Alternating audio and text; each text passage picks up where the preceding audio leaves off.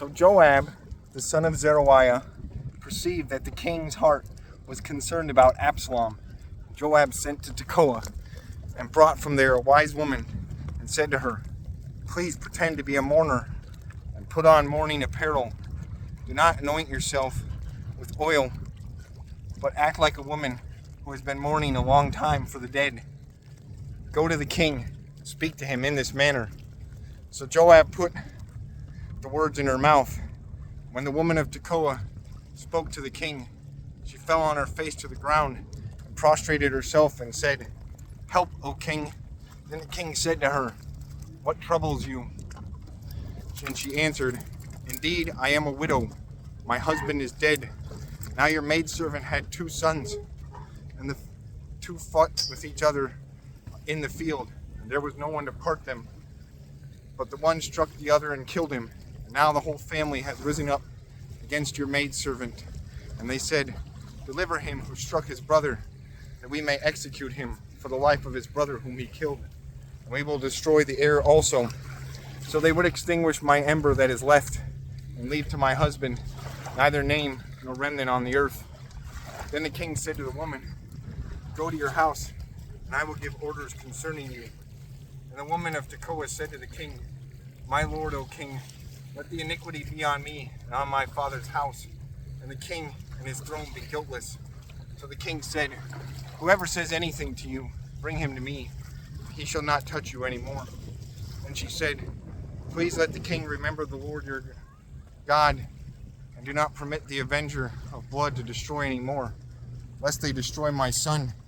And he said, "As the Lord lives, not one hair of your son shall fall to the ground."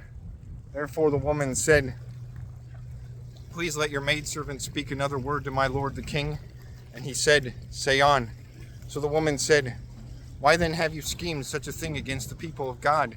For the king speaks this thing as one who is guilty, and that the king does not bring his banished one home again. For we will surely die, and become like water spilled on the ground, which cannot be gathered up again. Yet God does not take away a life, but he devises means, so that his banished ones are not expelled from him. Now therefore I have come to speak of this thing to my lord the king, because the people have made me afraid." And your maidservant said, "I will now speak to the king. It may be that the king will perform the request of his maidservant. For the king will hear and deliver his maidservant from the hand of the man who would destroy me and my son together from the inheritance of God." Your maidservant said, "The word of my lord the king will now be comforting. As the angel of God, so is my lord the king in discerning good and evil. And may the Lord your God be with you." Then the king answered and said to the woman, "Please do not hide from me anything that I ask you."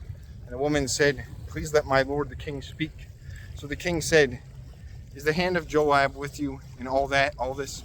And the woman answered and said, "As you live, my lord the king, no one can turn to the right hand or to the left from anything that my lord the king has spoken. For your servant Joab commanded me, and he put all these words in the mouth of your maidservant to bring about this change of affairs.